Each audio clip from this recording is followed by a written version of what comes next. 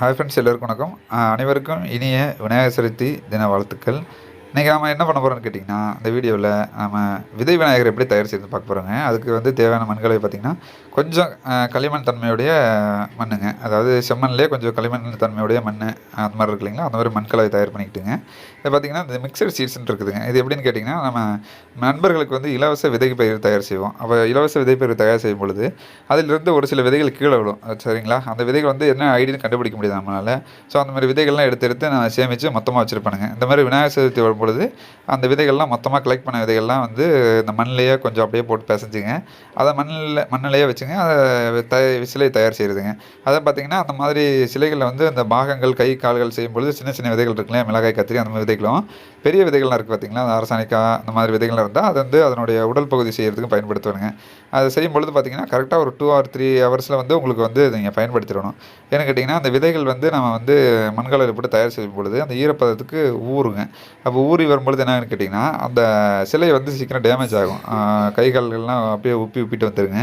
So அதுக்காக என்ன பண்ணுறதுன்னு கேட்டிங்கன்னா, இந்த விதை விநாயகர் தயார் செய்யும்பொழுது ஒரு 2 or 3 ஹவர்ஸில் வந்து நீங்கள் வந்து இதனுடைய பயன்பாடு இருக்கணும் உங்களுக்கு. அந்த மாதிரி இருக்கும்பொழுது நீங்கள் தயார் செய்யுங்க.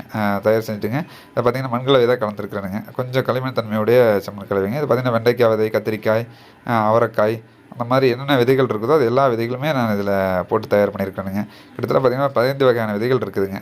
அந்த மாதிரி விதைகளை வந்து தயார் பண்ணிங்க. நம்ம வந்து விதைகள் வந்து விநாயகர் கரைக்கும் பொழுது மாடியில் கொண்டு போய் ஒரு 9 inch பாட்டு வச்சா கரெக்டாக இருக்குங்க அதுக்கு.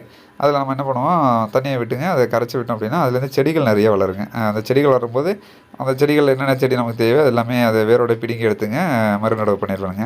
இதில் இருக்கிற செடிகள்லாம் மேக்ஸிமம் பார்த்திங்கன்னா அந்த கீரை விதையை தவிர மற்ற செடிகள் எல்லாமே மறுநடவு பண்ணக்கூடிய செடிகள் தான். ஈஸியாக பண்ணிக்கலாம். மிளகாய், கத்திரி, தக்காளி, வெண்டைக்காய், அவரைக்காய், அப்புறம் பார்த்திங்கன்னா கொத்தவரங்காய், இந்த மாதிரி விதைகள் பல வகையான விதைகள் இதில் போட்டு மிக்ஸ் பண்ணியிருக்கிறேனுங்க.